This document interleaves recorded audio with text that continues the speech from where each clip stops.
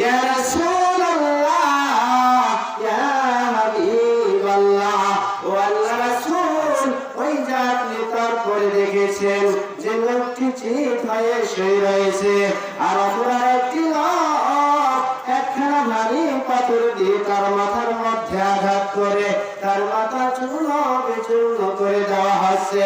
ও আল্লাহর রাসূল, ওই লোকটি হচ্ছে সেই লোক যে লোকটি দুনিয়ার মধ্যে আল্লাহর দ্বীন ইসলাম জেনেছিল, আল্লাহর কোরআন জেনেছিল, আল্লাহর হাদিস জেনেছিল, কিন্তু নিজে আমল করেনি। ও আল্লাহর রাসূল, ওই লোকটি হচ্ছে সেই লোক যে লোকটি আল্লাহর দ্বীনকে জেনে, আল্লাহর ইসলামকে জেনে, আল্লাহর কোরআনকে জেনে, আল্লাহর হাদিসকে জেনে অপরকে জানিয়ে দেয়নি। ওই লোকটি হচ্ছে সেই লোক যে লোকটিকে ভাবে শাস্তি দেওয়া আছে। সম্মানিত উপস্থিতি, শুধু তাই নয়, আল্লাহ রাসূল সাল্লাল্লাহু আলাইহি ওয়াসাল্লাম বললেন, খায়রুকুম মান তাআল্লামাল কুরআনা ওয়া আল্লামা। ও আমার উম্মতরা, আল্লাহর নিকটে ওই ব্যক্তি সবচেয়ে উত্তম যে ব্যক্তি নিজে কোরআন শিক্ষা করে এবং অন্যকে শিক্ষা দেয়। সম্মানিত উপস্থিতি, ইসলাম জানে, ইসলাম জেনে এবং নিজে আমল করে এবং অন্যকে শিক্ষা দেওয়া, ওই ব্যক্তি হচ্ছে আল্লাহর নিকটে সবচেয়ে উত্তম ব্যক্তি। শুধু তাই নয়, সম্মানিত উপস্থিতি, সঙ্গীতাই বললেন, ইয়া রাসূলুল্লাহ ইয়া হাবিবাল্লাহ, ও আল্লাহর রাসূল, ওই যে তারপরে আপনি দেখেছেন একটি গর্ত, মুখটি হচ্ছে সংকীর্ণ, ভেতরটুকু হচ্ছে প্রশস্ত, সেই গর্তের মধ্যে দাও দাও করে আগুন জ্বলতেছে। এইভাবে যে লোকগুলোকে শাস্তি দেওয়া হচ্ছে, ওই লোকগুলি হচ্ছে ওই লোক যে লোকগুলি দুনিয়ার মধ্যে জিনায় লিপ্ত ছিল এবং দুনিয়ার মধ্যে অসৎ কাজে লিপ্ত ছিল, খারাপ কাজে লিপ্ত ছিল। এই জন্য ওই লোকগুলি এভাবে গর্তের মধ্যে আল্লাহ তাদেরকে এভাবে শাস্তি দিচ্ছে।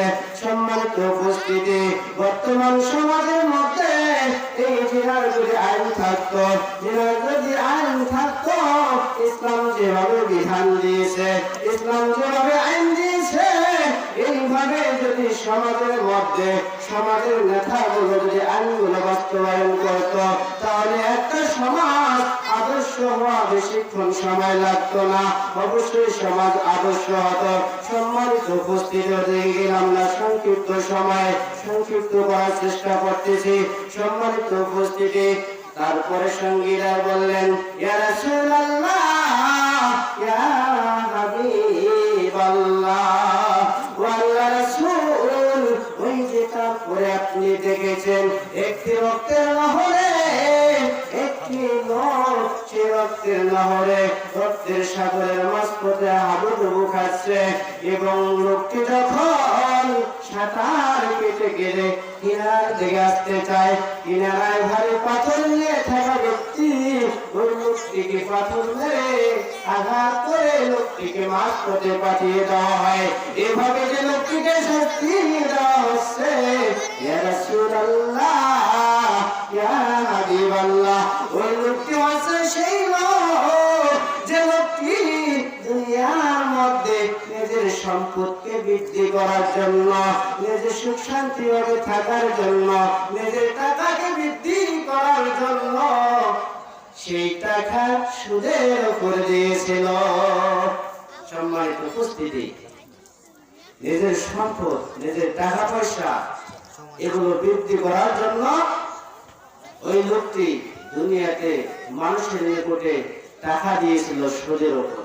সম্মানিত উপস্থিতি, কি আর বলি, মানুষ সম্পদকে বৃদ্ধি করার জন্য সুদের উপর টাকা দেয়। আর আল্লাহ রাব্বুল আলামিন বললেন, ও আমার বান্দারা, তোমরা শুনে রাখো, তোমার সম্পদ যদি তুমি বৃদ্ধি করতে চাও, তোমার জীবনে সমস্ত বালা মুসিবতকে যদি তুমি দূর করতে চাও, তুমি কি করো? তুমি আল্লাহর রাস্তায় দান করো। সুবহানাল্লাহ। সম্মানিত উপস্থিতি, তাহলে নিজের সম্পদকে বৃদ্ধি করার জন্য, নিজের জীবনকে মৃত্যুর আগ পর্যন্ত পরিচালনা সঠিকভাবে করার জন্য, সমস্ত বালা মুসিবত থেকে হেফাজত থাকার জন্য যে ব্যক্তি দান করবে, আল্লাহ বললেন ওই ব্যক্তি সব সমস্যা থেকে হেফাজতে থাকবে। সুবহানাল্লাহ। সম্মানিত উপস্থিতি, শুধু তাই নয়, ওই ব্যক্তি যদি সুদের উপরে টাকা দেয়, আল্লাহ রাব্বুল আলামিন বললেন সুদের পাপ হচ্ছে তাহাত্তুতি, তার নিম্ন পাপ হচ্ছে মায়ের সঙ্গে জেনা করা, আর সবচেয়ে বড় পাপ হচ্ছে আল্লাহর সঙ্গে যুদ্ধ করা। সম্মানিত উপস্থিতি, আল্লাহর সঙ্গে যুদ্ধ করে, আল্লাহর সঙ্গে যুদ্ধ করে কেউ কি লাভবান হতে পারবে? তাই সম্মানিত উপস্থিতি, সময় কম, অধিক গেলাম না।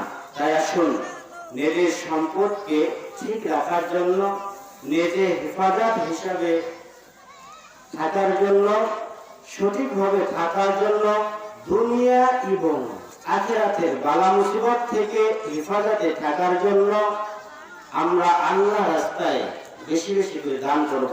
আল্লাহ রাসূল সাল্লাল্লাহু আলাইহি সাল্লাম বললেন ওই ব্যক্তি সবচেয়ে ধনী হতে পারবে, ওই ব্যক্তি সবচেয়ে হেফাজতে থাকতে পারবে যে ব্যক্তি আল্লাহ রাস্তায় দান করবে। সুবহানাল্লাহ। সম্মানিত উপস্থিতি, তাই আসুন আমরা আল্লাহ এবং আল্লাহ রাসূলের আইন অনুযায়ী, ইসলাম অনুযায়ী নিজের জীবনকে পরিচালনা করার চেষ্টা করব। আল্লাহ সবাইকে তৌফিক দান করুক। সকলে বলি আমিন।